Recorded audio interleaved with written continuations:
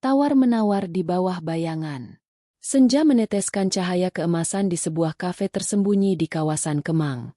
Tempat itu tenang, jauh dari hiruk-pikuk ibu kota.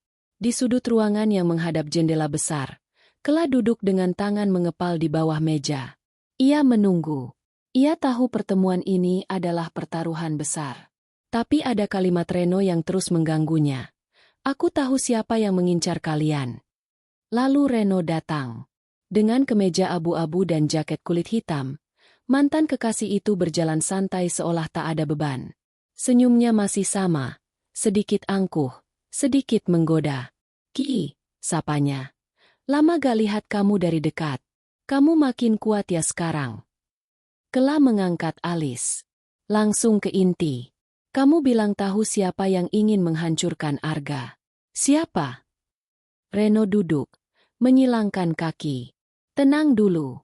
Aku harus tahu, kamu datang ke sini demi Arga, atau demi dirimu sendiri?" "Aku datang karena aku gak mau hidup kami dihancurkan diam-diam," jawab Kela cepat. "Jadi tolong, Reno, berhenti main-main. Katakan yang kamu tahu." Reno menghela napas. "Baiklah, tapi kamu gak akan suka jawabannya." Sementara itu, Arga berada di warnet kecil dekat kontrakan mereka. Laptopnya rusak, dan ia harus menyelesaikan desain proyek kecil untuk klien. Tapi pikirannya tak tenang. Ia mencoba menghubungi Kela beberapa kali, tapi tak diangkat. Pikirannya berkecamuk. Ada perasaan tak enak di dadanya. Entah kenapa, malam ini terasa ganjil. Saat ia membuka email untuk mengirim file desain, sebuah email baru masuk. Dari alamat anonim. "Arga, kamu harus tahu. Cinta itu lemah jika kamu tak tahu siapa yang kamu percaya. Perempuan itu, Kela, sedang bersama seseorang dari masa lalunya sekarang. Dan dia tak jujur padamu." Arga mematung. Lalu terlampir sebuah foto. Kela dan Reno.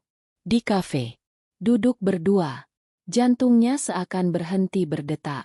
Di kafe, Reno mengeluarkan sebuah flash disk dari saku jaketnya. Ada rekaman dari rapat keluarga besar Hartasuma, 2 minggu sebelum ayah Arga meninggal.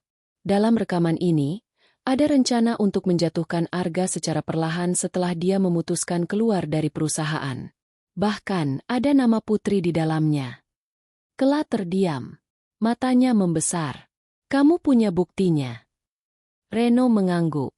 "Dan aku akan kasih ke kamu, kalau kamu mau satu hal." Kela mencengkeram kursi. "Apa maksudmu?" "Datang ke acara gala amal keluarga besar Hartasuma minggu depan, sebagai tamuku." Kela terkejut. "Apa? Untuk apa?" "Karena putri akan ada di sana. Dan aku ingin dia tahu. Aku sudah punya seseorang yang bisa mengguncang tatanan yang mereka bangun. Sekali sentuh, dunia mereka bisa runtuh." Kela berdiri. "Aku bukan alat balas dendammu, Ren. Dan aku gak akan mempermainkan Arga dengan cara ini." Reno tetap tenang. "Kalau begitu, selamat menghadapi serangan berikutnya tanpa persenjataan." Kela menatapnya tajam. "Kamu gak berubah. Masih suka main di antara kebenaran dan manipulasi." Ia mengambil tasnya dan pergi, meninggalkan Reno sendiri di sana. Namun sebelum keluar, Reno berseru, "Kalau kamu berubah pikiran, kamu tahu cara menemukanku." Malam itu, Kela kembali ke rumah dengan kepala berat. Ia berjalan pelan ke dalam kontrakan, dan menemukan Arga sudah duduk di kursi ruang tengah. Wajahnya dingin. "Dari mana?" tanya Arga pelan, tapi nadanya menusuk. Kela menelan ludah. "Aku ketemu Reno." "Aku tahu," potong Arga. Ia melemparkan ponsel ke meja. Foto itu terpampang jelas. Kela menatap foto itu. "Arga, itu bukan seperti yang kamu pikirkan." Arga berdiri. "Lalu seperti apa, Kela?" "Kamu ketemu mantan kamu diam-diam, di kafe, duduk berdua, tanpa kasih tahu aku. Dan sekarang kamu minta aku percaya. Dia punya informasi penting. Tentang keluarga kamu. Tentang rencana menjatuhkan kamu. Aku cuma mau bantu." dengan menyembunyikannya dariku.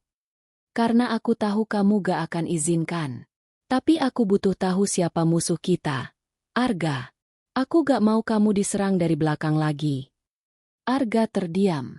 Suasana menegang. Kalau kamu ingin bantu, kenapa kamu gak percaya aku cukup kuat untuk tahu semuanya? Kela menggigit bibir. Aku takut kamu terluka. Itu saja. Aku lebih takut kehilangan kepercayaan kita. Hening. Lalu Arga melangkah keluar, meninggalkan Kela sendiri. Keesokan harinya, Kela menerima undangan digital, Gala Amal Keluarga Harta Suma. Di dalamnya tertulis daftar tamu, termasuk nama Putri dan seluruh direksi lama perusahaan Arga. Ia duduk termenung di depan laptop, membuka flash disk yang semalam sempat ditinggalkan Reno diam-diam di tasnya. Saat diputar, suara keras terdengar. Kalau Arga tetap dengan perempuan itu, kita tidak hanya kehilangan citra. Kita bisa kehilangan seluruh kemitraan. Kita buat dia hancur pelan-pelan. Reputasinya, namanya, sampai dia menyerah. Kela menutup laptopnya dengan tangan gemetar. Ia kini tahu, musuh mereka bukan hanya ego keluarga, tapi konspirasi yang disusun rapi. Dan satu-satunya cara untuk membongkar semuanya adalah masuk ke dalamnya. Dan itu berarti, ia harus datang ke Gala Amal itu. Meski harus berhadapan dengan Putri, dengan masa lalu Arga, dan dengan bahaya yang lebih besar dari sebelumnya.